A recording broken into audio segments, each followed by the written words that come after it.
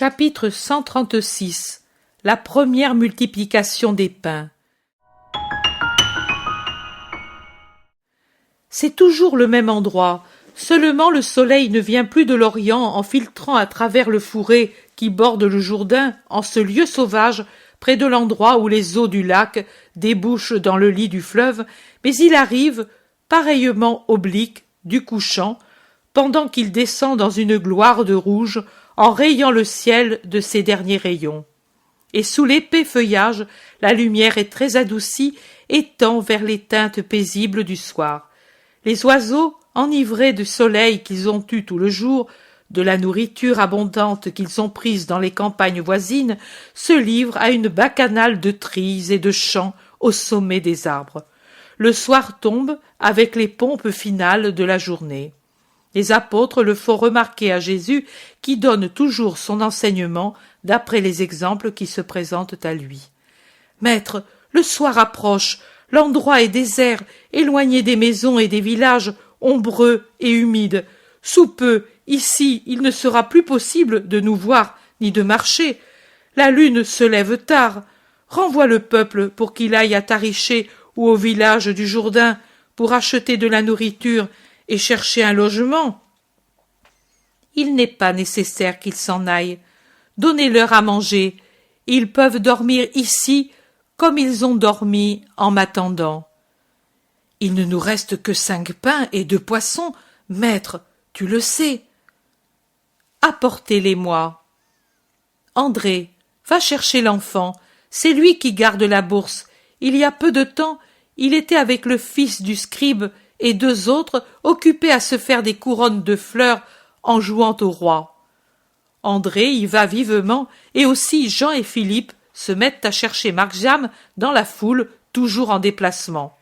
Ils le trouvent presque en même temps, avec son sac de vivres en bandoulière, un long sarment de clématite enroulé autour de la tête et une ceinture de clématite de laquelle pend en guise d'épée une massette dont la garde est la massette proprement dite, la lame, sa tige.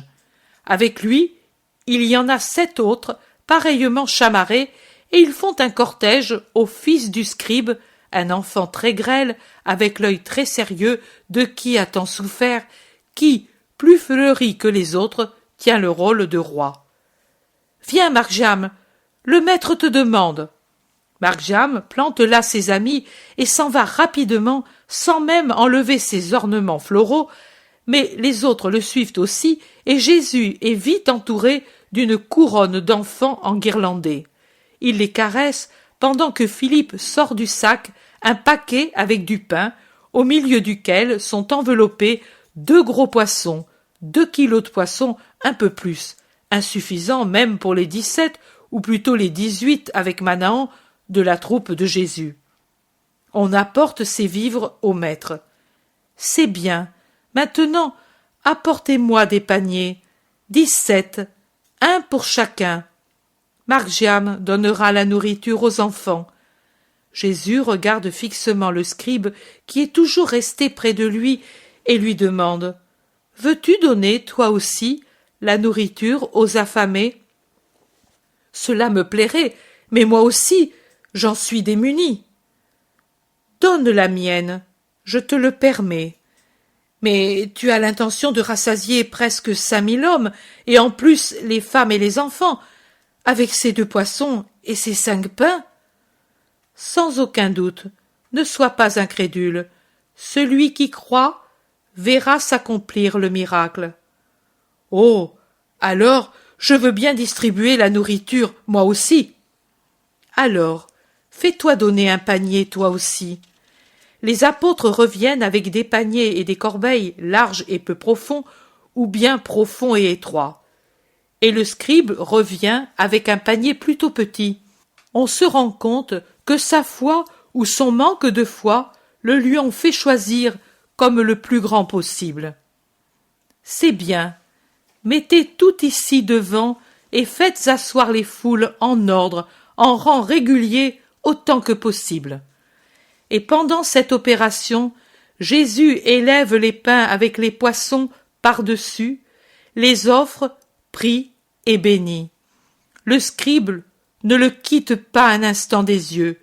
Puis Jésus rompt les 5 pains en 18 parts, et de même les 2 poissons en 18 parts.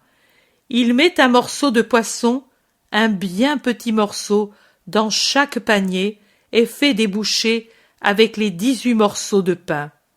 Chaque morceau en plusieurs bouchées. Elles sont nombreuses relativement, une vingtaine, pas plus. Chaque morceau est placé dans un panier, après avoir été fragmenté avec le poisson. Et maintenant, prenez et donnez à satiété. Allez, va, Margiam, le donner à tes compagnons. Oh, comme c'est lourd, dit Margiam, en soulevant son panier et en allant tout de suite vers ses petits amis. Il marche comme s'il portait un fardeau. Les apôtres, les disciples, Manahan, le scribe, le regardent partir, ne sachant que penser. Puis, ils prennent les paniers et, en secouant la tête, se disent l'un à l'autre « Le gamin plaisante, ce n'est pas plus lourd qu'avant. » Le scribe regarde aussi à l'intérieur et met la main pour tâter au fond du panier parce qu'il n'y a plus beaucoup de lumière. Là, sous le couvert où Jésus se trouve, alors que plus loin, dans la clairière, il fait encore assez clair. Mais pourtant, malgré la constatation, ils vont vers les gens et commencent la distribution. Ils donnent, ils donnent, ils donnent, et de temps à autre ils se retournent étonnés, de plus en plus loin, vers Jésus qui, les bras croisés, adossé à un arbre, sourit finement de leur stupeur. La distribution est longue et abondante. Le seul qui ne manifeste pas d'étonnement, c'est Margiam qui rit, heureux de remplir de pain et de poissons les mains de tant de pauvres enfants. Il est aussi le premier à revenir vers Jésus en disant « J'ai tant donné, tant, car je sais ce que c'est que la faim. » Et il lève son visage qui n'est plus émacié qu'en un souvenir maintenant disparu. Cependant il pâlit en écarquillant les yeux. Mais Jésus le caresse et le sourire revient lumineux sur ce visage enfantin qui, confiant, s'appuie contre Jésus, son maître et protecteur. Tout doucement, les apôtres et les disciples reviennent, rendus muets par la stupeur. Le dernier, le scribe, qui ne dit rien, mais il fait un geste qui est plus qu'un discours. Il s'agenouille et baise la frange du vêtement de Jésus. « Prenez votre part et donnez-m'en un peu. Mangeons la nourriture de Dieu. » Ils mangent en effet du pain et du poisson, chacun selon son appétit. Pendant ce temps, les gens rassasiés échangent leurs impressions. Même ceux qui sont autour de Jésus se risquent à parler en regardant Margiam qui, en finissant son poisson, plaisante avec les autres enfants. « Maître, demande le scribe, pourquoi l'enfant a-t-il tout de suite senti le poids et nous pas?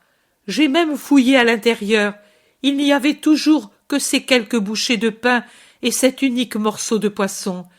J'ai commencé à sentir le poids en allant vers la foule, mais si cela avait pesé pour la quantité que j'ai donnée, il aurait fallu un couple de mulets pour le transport, non plus le panier, mais un char complet chargé de nourriture. Au début, j'y allais doucement, puis je me suis mis à donner, et pour ne pas être injuste, je suis revenu vers les premiers en faisant une nouvelle distribution parce qu'aux premiers, j'avais donné peu de choses. Et pourtant, il y en a eu assez. Jean dit, moi aussi, j'ai senti que le panier devenait lourd pendant que j'avançais, et tout de suite, j'ai donné abondamment, car j'ai compris que tu avais fait un miracle. Moi, au contraire, je me suis arrêté et me suis assis pour renverser sur mon vêtement le fardeau et me rendre compte. Alors, j'ai vu des pains, et j'y suis allé, dit Manahan. Barthélemy dit, moi, je les ai comptés pour ne pas faire piètre figure. Il y avait 50 petits pains. Je me suis dit, je vais les donner à 50 personnes, et puis je reviendrai. et j'ai compté. Mais, arrivé à 50, il y avait toujours le même poids. J'ai regardé à l'intérieur, il y en avait encore tant. Je suis allé de l'avant, et j'en ai donné par centaines, mais cela ne diminuait jamais. Thomas dit: Moi, je le reconnais, je n'y croyais pas. J'ai pris dans mes mains les bouchées de pain et ce petit morceau de poisson, et je les regardais en disant: À quoi cela va servir? Jésus a voulu plaisanter, et je les regardais, restant caché derrière un arbre, espérant et désespérant de les voir croître, mais c'était toujours la même chose. J'allais revenir, quand Matthieu est passé et m'a dit: Tu as vu comme ils sont beaux? Quoi? Ai-je dit. Mais les pains et les poissons? Tu es fou. Moi je vois toujours des morceaux de pain. Va les distribuer avec foi, et tu verras. J'ai jeté dans le panier ces quelques bouchées, et je suis allé avec réticence. Et puis, pardonne-moi, Jésus, car je suis un pécheur. Non, tu es un esprit du monde, tu raisonnes comme les gens du monde. Moi aussi, Seigneur, alors, dit l'Iscariote, au point que j'ai pensé donner une pièce avec le pain en pensant: ils mangeront ailleurs. J'espérais t'aider à faire meilleure figure. Que suis-je donc, moi? Comme Thomas ou davantage? Bien plus que Thomas, tu es monde. Mais pourtant, j'ai pensé faire l'aumône pour être ciel, c'était mes deniers à moi. Aumône à toi-même et à ton orgueil, et non pas à Dieu. Ce dernier n'en a pas besoin, et l'aumône à ton orgueil est une faute, pas un mérite. Judas baisse la tête et se tait. Moi, de mon côté, dit Simon le Zélote, je pensais que cette bouchée de poisson, ces bouchées de pain, il me fallait les fragmenter pour qu'elles suffisent, mais je ne doutais pas qu'elles auraient suffi pour le nombre et la valeur nutritive. Une goutte d'eau, donnée par toi, peut être plus nourrissante qu'un banquet.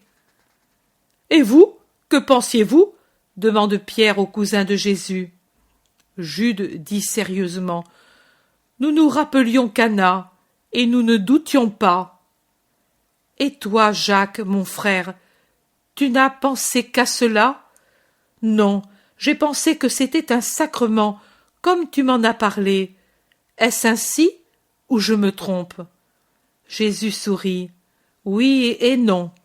À la vérité de la puissance nutritive d'une goutte d'eau exprimée par Simon, il faut ajouter ta pensée pour une figure lointaine, mais ce n'est pas encore un sacrement. Le scribe garde une croûte entre ses doigts. Qu'en fais-tu? Un souvenir. Pierre dit: Je la garde moi aussi, je la mettrai au cou de Marc-Jam dans un sachet. Moi je la porterai à notre mère, dit Jean. Et nous avons tout mangé, disent les autres mortifiés. Levez-vous, faites de nouveau le tour avec les paniers, recueillez les restes, séparez les gens les plus pauvres d'avec les autres et amenez-les-moi ici, avec les paniers. Et puis vous, mes disciples, allez tous vers les barques et prenez le large pour aller à la plaine de Génézareth. Je vais congédier les gens après avoir fait une distribution aux plus pauvres, et puis je vous rejoindrai. Les apôtres obéissent et reviennent avec 12 paniers combles de restes et suivis d'une trentaine de mendiants ou de personnes très misérables. C'est bien. Allez. Les apôtres et ceux de Jean saluent Manahan et s'en vont avec un peu de regret de quitter Jésus. Mais ils obéissent. Manahan attend pour quitter Jésus que la foule, aux dernières lueurs du jour, s'en aille vers les villages ou cherche une place pour dormir parmi les joncs hauts et secs. Puis il fait ses adieux. Avant lui s'en est allé le scribe, un des premiers même, parce que, avec son petit garçon, il a suivi les apôtres. Lorsque tout le monde est parti ou s'est endormi, Jésus se lève, bénit les dormeurs, et à pas lents se dirige vers le lac, vers la péninsule de Tariché élevé de quelques mètres, comme si c'était une avancée de colline dans le lac. Lorsqu'il en a rejoint le pied, sans entrer dans la ville, mais en la côtoyant, il gravit le monticule et s'installe sur un rocher pour prier face à l'azur et à la blancheur du clair de lune dans la nuit sereine.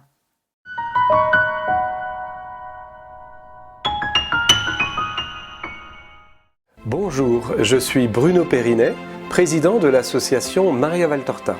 Vous voulez aider à faire connaître Jésus avec l'évangile tel qu'il m'a été révélé de Maria Valtorta. Une dizaine de conférenciers rencontrent des familles, des paroisses et des lecteurs dans des salles publiques. Le budget annuel de ces 200 conférences dans toute la France est de 27 000 €. Participez à ce projet national.